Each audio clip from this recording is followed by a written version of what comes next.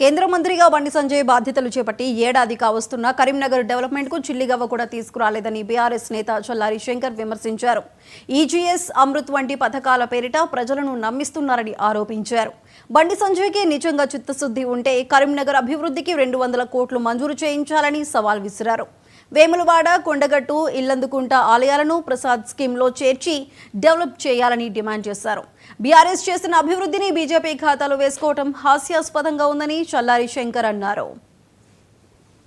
శాఖ మంత్రిని తీసుకొచ్చి అభివృద్ధి ప్రారంభోత్సవాలు చేసిర్రు, అది మీ ఖాతాలో వేసుకుంటాను. కానీ ప్రజలు నమ్మలే.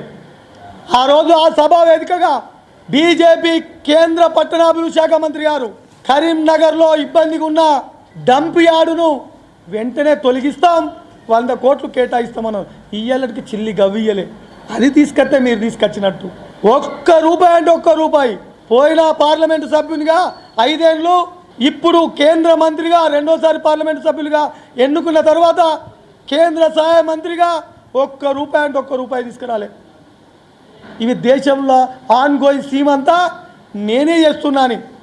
మీరు జబ్బలు కొట్టుకున్నాడు, దానికి తగ్గట్టు మీ బీజేపీ నాయకులు టీవీల ముంగట, పేపర్ల ముంగట, సోషల్ మీడియాలో వైరల్ చేసుడు, అది ప్రజలంతా గమనిస్తున్నారు. కరీంనగర్ పార్లమెంటు పరిధిలో ఉన్న ప్రజలు, కరీంనగర్ నగరానికి సంబంధించిన ప్రజలు గమనిస్తున్నారు.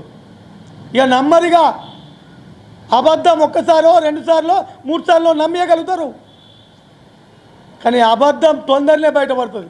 శాఖ మంత్రిని తీసుకొచ్చి అభివృద్ధి ప్రారంభోత్సవాలు చేసిర్రు, అది మీ ఖాతాలో వేసుకుంటాను. కానీ ప్రజలు నమ్మలే. ఆ రోజు ఆ సభా వేదికగా బీజేపీ కేంద్ర పట్టణాభివృద్ధి శాఖ